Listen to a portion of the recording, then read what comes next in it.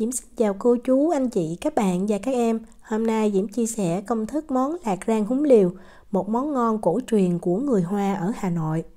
Món này làm đơn giản lắm, nhưng mà mình cần biết cách để khi mà mình rang hoặc là mình sấy đậu không bị cháy mà giòn tan, và đặc biệt là giữ được cái mùi húng liều thơm thiệt là thơm.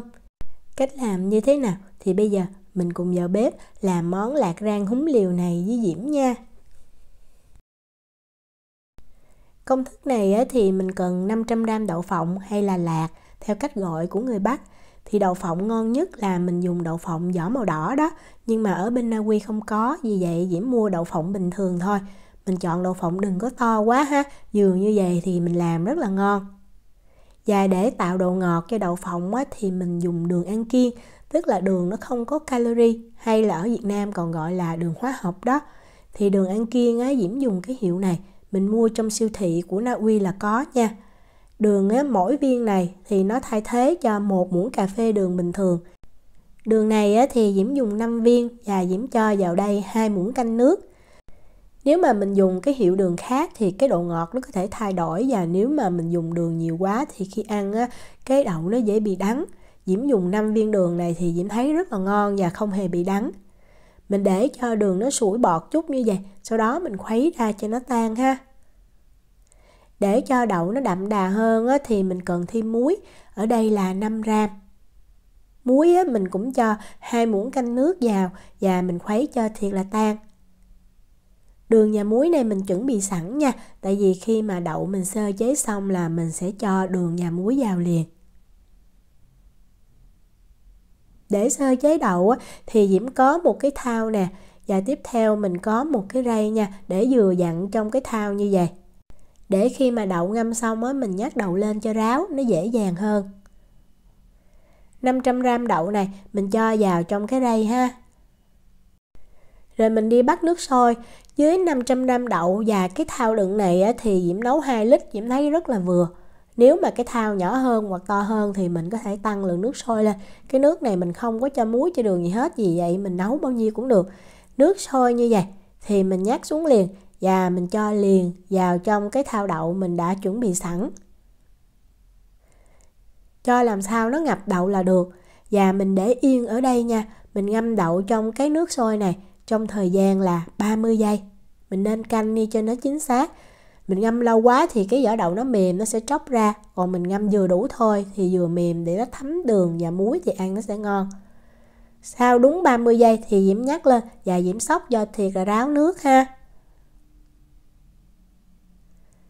Đó, mình xóc lên như vậy. Thời gian thì khoảng chừng 15 tới 20 giây à. Lúc này đậu vẫn còn ấm nóng nha. Thì mình cho lại vào trong thau. Rồi mình lấy nước đường mình cho vào trước. Lưu ý là mình cho nước đường vào trước ha.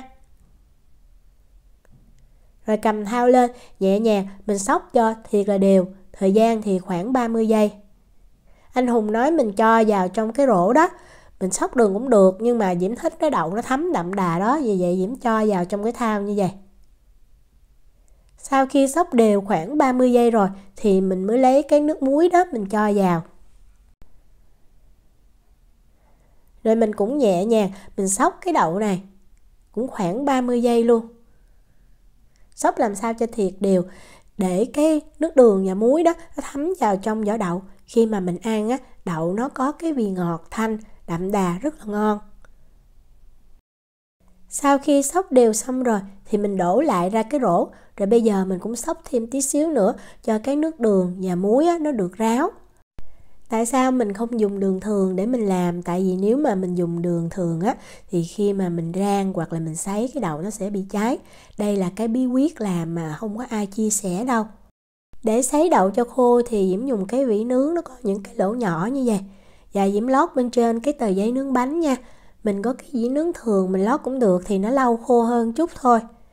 Mình cho đậu đã ráo nè, mình trải đều ra. Và bây giờ mình mang mình đi sấy cho đậu nó khô, như là lúc mà mình chưa có chần qua nước sôi vậy đó. Nếu mà mình không có lò nướng thì mình cứ đem ra mình phơi nắng ha. Mình phơi ít nhất cũng phải là 5 tiếng hoặc là 8 tiếng. Phơi làm sao cho đậu nó khô, nó săn lại, thì lúc mà mình rang hoặc là mình sấy trong lò nướng, cái đậu nó mới giòn, nó mới ngon. Đó, Diễm trải ra cho thiệt là đều như vậy. Diễm có dịp ra Hà Nội và Diễm đã ăn thử cái lạc rang húng liều rồi. Và Diễm làm công thức này thì Diễm thấy rất là ngon, thơm hơn luôn. Đó, sau khi trải đều xong thì mình cho vào trong lò nướng và mình bật nhiệt độ là 100 độ C, 212 độ F và mình bật quạt nha. Mình sấy thời gian ít nhất là 2 tiếng, Diễm thấy mình nên sấy 3 tiếng thì đậu nó mới khô ráo. Nếu mà lò nướng của mình không có quạt thì mình phải hé cái cửa lò nha, không ấy đậu nó bị ẩm thì rất là khó khô. Sấy khoảng 1 tiếng thì Diễm mở lò ra nè, và bây giờ mình đảo lên, như vậy cho đậu nó được sấy đều hơn. Thì như Diễm nói đó, nếu mà mình không có lò nướng thì mình cứ mang ra nắng mình phơi nha.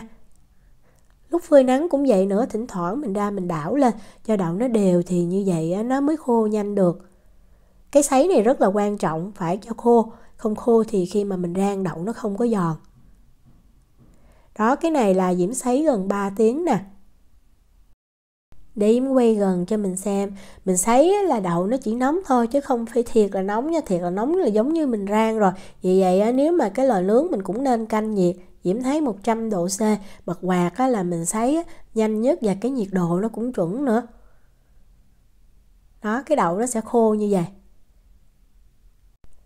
Rồi bây giờ mình sẽ mang mình rang cái đậu, hoặc như Diễm cho vào trong lò nướng. Giống như mình sấy mình rang luôn, rất là tiện. Và mình làm nóng lò nướng trước. Lò nướng nóng đủ rồi mình mới cho đậu vào nha. Diễm để cái dĩ đậu ở rãnh giữa của lò nướng nè. Và mình nướng đậu này ở nhiệt độ là 180 độ C, 356 độ F. Thời gian thì khoảng 10 cho tới 12 phút. Mình lưu ý là lúc mà nướng đậu như vậy, mình chỉ nướng đậu cho nó vừa giòn thôi. Đừng có nướng vàng quá thì cái đậu nó dễ bị khét, bị cháy khi mà mình ăn. Nó không còn nghe rõ mùi thơm của húng liều. Đó, cái này là Diễm nướng gần 12 phút nè. Lúc mà mình vừa lấy ra đó thì mình thấy đậu nó chưa có giòn đâu. Nhưng mà mình để nguội thì bắt đầu đậu nó mới giòn nha. Lưu ý cái chỗ này. Vì vậy mình đừng có ăn thử đậu mình thấy nó mềm mình cho nướng thêm thì nó dễ bị khét đó. Mình để ở đây cho đậu nó nguội khoảng 1 phút ha. Rồi bắt đầu mình mới lấy húng liều để mình ủ. Để ủ đậu thì Diễm có cái túi này. Mình dùng túi nào cũng được. Quan trọng là cái túi vải nha. Túi vải thì lúc mà mình ủ cái hơi nó mới thoát ra ngoài. Đậu nó mới giòn. Mình cho hết đậu này vào trong túi. Nguyên liệu quan trọng để tạo nên mùi thơm của lạc rang húng liều này đó chính là bột húng liều. Mình cần ở đây là 1 muỗng cà phê. Bột húng liều này thì nếu mà ở Việt Nam mình mua rất là dễ, còn ở nước ngoài thì mình vào tiệm Á, chỉ vài tiệm có thôi nha. Nó không phải là bột ngũ vị hương ha, cái mùi nó sẽ đậm hơn. Đó, mình cho 1 muỗng cà phê bột húng liều này vào trong cái túi đậu. Rồi bây giờ mình xóc lên cho thiệt đều nha. Thời gian khoảng 30 giây. Sau khi xóc đều xong thì mình sẽ túm túi lại. Rồi mình lấy một cái mền mỏng hoặc là một cái khăn dày chút. Diễm dùng cái khăn nhà bếp này cũng hơi lớn và hơi dày nè. Rồi mình gói lại. Và mình ủ cái đậu này trong thời gian khoảng từ 2 cho tới 3 tiếng. Mình ủ như vậy để cái mùi húng liều nó thấm từ từ vào trong đậu khi mà mình ăn nó rất là thơm. Cái này là Diễm ủ được hơn 2 tiếng. Mình sờ vào mình thấy đậu nó vẫn còn ấm đó nha. Mình mở ra. Lúc này mình ăn thử thì mình thấy đậu nó đã giòn tan rồi và thơm. Diễm quay gần cho mình xem. Diễm làm thử 2 lần. Thì lần đầu tiên Diễm nướng đậu tới 15 phút thì Diễm thấy đậu nó rất là giòn. Nhưng mà nó giòn quá, cái đậu nó vàng làm nó át cái mùi húng liều. Vì vậy Diễm mới nhắc là mình đừng có nên rang đậu lâu quá ha. Mình cho thêm vào đây 1/2 muỗng cà phê cái bột húng liều nữa. Rồi mình lắc đều. Vậy là mình đã làm xong món lạc rang húng liều rồi. Diễm thấy nếu mà mình chưa ăn mình cứ để trong cái túi như vậy đi. Nó giữ đậu rất là giòn luôn. Đậu khi ăn thì mình sẽ thấy nó giòn tan, cái vị ngọt thanh đậm đà và đặc biệt rất là thơm. Nếu mà mình kinh doanh nhà hàng thì cái món này giống như là món ăn để mình chờ đợi đi đó, rất là hợp. Còn ở nhà thì mình nhâm nhi, ngon lắm luôn. Diễm chúc cô chú, anh chị, các bạn và các em thành công với lại món lạc rang húng liều.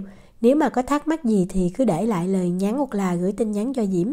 Diễm cảm ơn sự quan tâm theo dõi video rất là nhiều. Hẹn gặp lại trong những video tiếp theo. Chào tạm biệt.